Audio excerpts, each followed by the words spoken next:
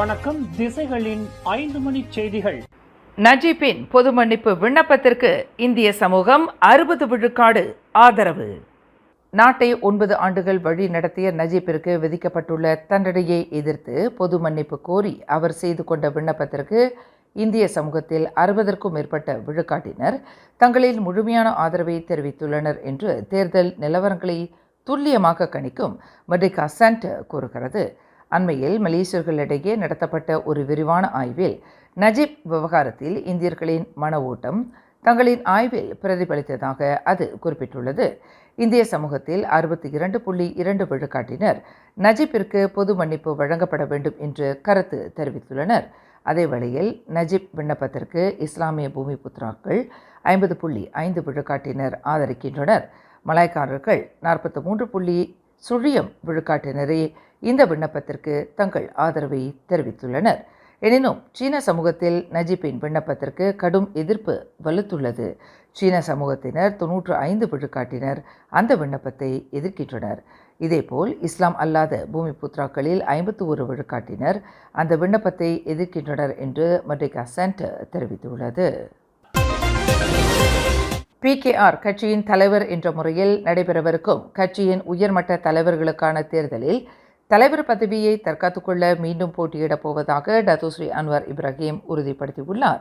அன்வாரை எதிர்த்து போட்டியிடுவதற்கு எந்த ஒரு உறுப்பினரும் தலைவரும் பிற்பகல் 2 மணி வரையில் எந்த ஒரு வேட்பு மனுவையும் தாக்கல் செய்யவில்லை என்பது தெரியவந்துள்ளது. PKR கட்சியின் தேர்தலுக்கான வேட்புமனு தாக்கல் நேற்று மே 8ஆம் தேதி தொடங்கி இன்று 9ஆம் தேதி வரை நடைபெற்று வருகிறது. தலைவர் பதவிக்கு டத்தோஸ்ரீ அன்வார் போட்டியின்றி வெற்றி பெறுவார் என்று பரவலாக எதிர்பார்க்கப்படுகிறது. பாகிஸ்தானை பயங்கரவாதிகளை ஆதரிக்கும் நாடு என்று அமெரிக்கா முத்திரை குத்த வேண்டும் என்று பென்டகன் முன்னாள் உயர் அதிகாரி மைக்கேல் ரூபின் வலியுறுத்தியுள்ளார்.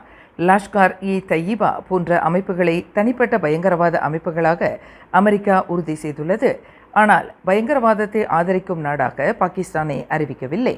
தற்போதைய சூழலில் பாகிஸ்தானை பயங்கரவாதிகளை ஆதரிக்கும் நாடாக அமெரிக்கா அறிவிக்க வேண்டும். மேலும் இந்தியாவுக்கு முழு ஆதரவை வழங்க வேண்டும். பாகிஸ்தான் ஒரு தோல்வியடைந்த நாடு. ஒவ்வொரு முறையும் அரசாங்கம் தோல்வியை சந்திக்கும் போது மக்களை திசை திருப்ப சிறுபான்மையினர் மீது துப்பாக்கிகளை திருப்புகிறது. இதுதான் தோல்வியடைந்த அரசின் நாடகம். பயங்கரவாதிகளின் தாயகமாக பாகிஸ்தான் விளங்கி வருகிறது. பயங்கரவாதத்திற்கு எதிராக ஒருங்கிணைந்த நடவடிக்கை எடுக்க முடியாத சூழலில் மேற்கத்திய நாடுகளை பாகிஸ்தான் அதிகாரிகள் அறிவிலிகளாக பார்க்கின்றனர்.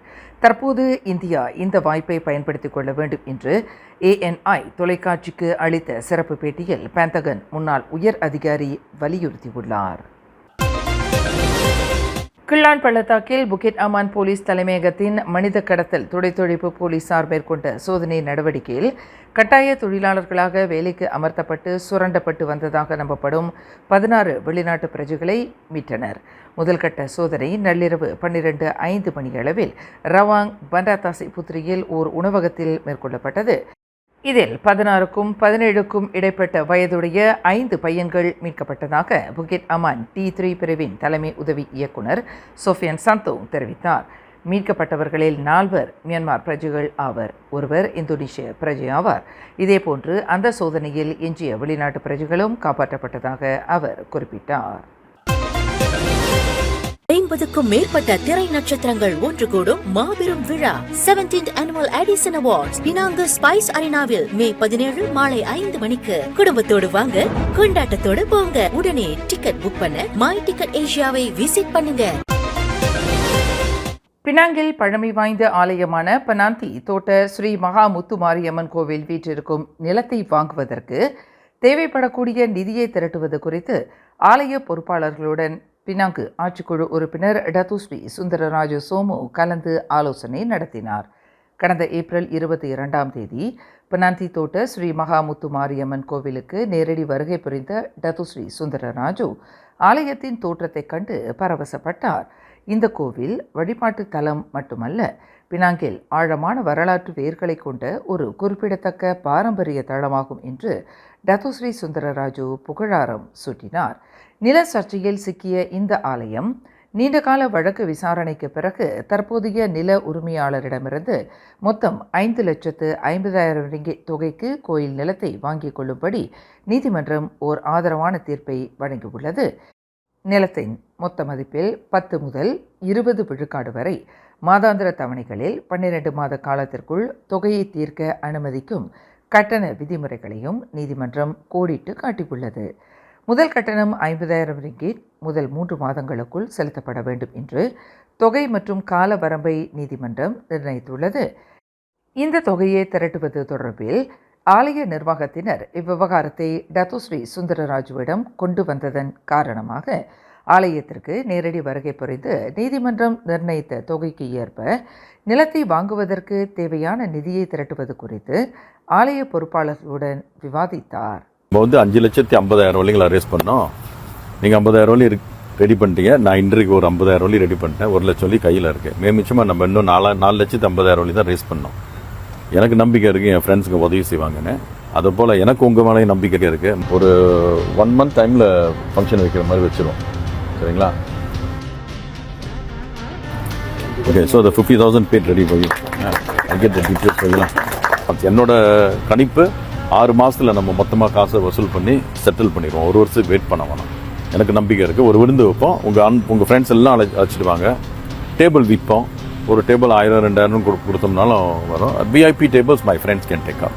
ஸோ ஐம் வெரி கான்ஃபிடென்ட் அன்றைக்கு நம்ம மொத்த பணம் ரைஸ் பண்ணிடலாம். அப்படி முடியலையா அங்கிட்ட ஒரு 3 மாதம் போய் இன்னொரு கம்பெனி நம்ம ஃபண்ட் ரைஸ் செஞ்சிடலாங்களா? நம்பிக்கை இருக்குல்ல? நம்ம நம்பிக்கை ரொம்ப முக்கியம். பழமை வாய்ந்த வரலாற்று தளத்தை பாதுகாப்பதற்கும் இன்றியமையாத நிலத்தை கையகப்படுத்துவதிலும் கோயில் குழுவிற்கு உதவ தாம் முழுமையாக உறுதி பூண்டுள்ளதாக டத்தோஸ்ரீ சுந்தரராஜு தெரிவித்தார். 1,72,985 ரிங்கிட் இழப்பு ஏற்படும் அளவிற்கு பசை நாடா விநியோகிப்பாளரை ஏமாற்றியதாக மாது ஒருவர் பட்டவத் மேஜிஸ்ட்ரேட் நீதிமன்றத்தில் இன்று குற்றம் சாட்டப்பட்டார். 51 வயது புவனேஸ்வரி என்ற அந்த மாது மேஜிஸ்ட்ரேட் ஐனி அடிலா முகமது ஃபைசால் முன்னிலையில் நிறுத்தப்பட்டு குற்றச்சாட்டு வாசிக்கப்பட்டது. 3 பிள்ளைகளுக்கு தயாரான புவனேஸ்வரி கடந்த ஆண்டு ஜூன் 24ஆம் தேதி பட்டவத் ஜலான் பாகான் ஜர்னாலில் இக்குற்றத்தை புரிந்ததாக நீதிமன்றத்தில் தெரிவிக்கப்பட்டது. குற்றவாளி என்று நிரூபிக்கப்பட்டால் கூடியபட்சம் 10 ஆண்டு சிறை, பெரும்படி மற்றும் அபராதம் விதிக்க வகை செய்யும் குற்றவியல் சட்டம் 420 பிரிவின் கீழ் புவனேஸ்வரி குற்றச்சாட்டை எதிர்நோக்கி உள்ளார். கேபிள்களை திருடும் கும்பலைச் சேர்ந்தவர் என்று நம்பப்படும் ஓர் இந்திய இளைஞரை மலாக்கா போலீசார் தேடி வருகின்றனர். கடந்த செவ்வாய்க்கிழமை அதிகாலையில் நிகழ்ந்த கேபிள் திருட்டில் சம்பந்தப்பட்டுள்ள 2 நபர்களில் ஒருவர் பிடிபட்ட வேளையில் மற்றொரு நபரான டினீஸ்வரன் கோவிந்தசாமி தப்பிவிட்டதாக மலாக்கா போலீஸ் தலைவர் டத்தோ ஜுல்ஹைரி முக்தா தெரிவித்தார். 25 வயதுடைய அந்த இளைஞரின் ஆக கடைசியான முகவரி பேரா தலோ இந்தான் என்பதாகும். கட்சி என்ற நபர்களால் அழைக்கப்படும் டினேஸ்வரனை பார்த்தவர்கள் அல்லது அவர் இருக்கும் இடம் தெரிந்தவர்கள் அருகில் உள்ள போலீஸ் நிலையத்துடன் தொடர்பு கொள்ளுமாறு டத்தோ ஜுல்ஹைரி முக்தா கேட்டுக்கொண்டார். மேலும் செய்திகளை தெரிந்து கொள்ள கீழே இருக்கும் பெல் பட்டனை அழுத்துங்கள். உங்கள் மகிழ்ச்சியை வெளிப்படுத்த லைக் மற்றும் ஷேர் செய்யுங்கள். தொடர்ந்து திசைகளோடு இணைந்திருக்க சப்ஸ்கிரைப் செய்யுங்கள்.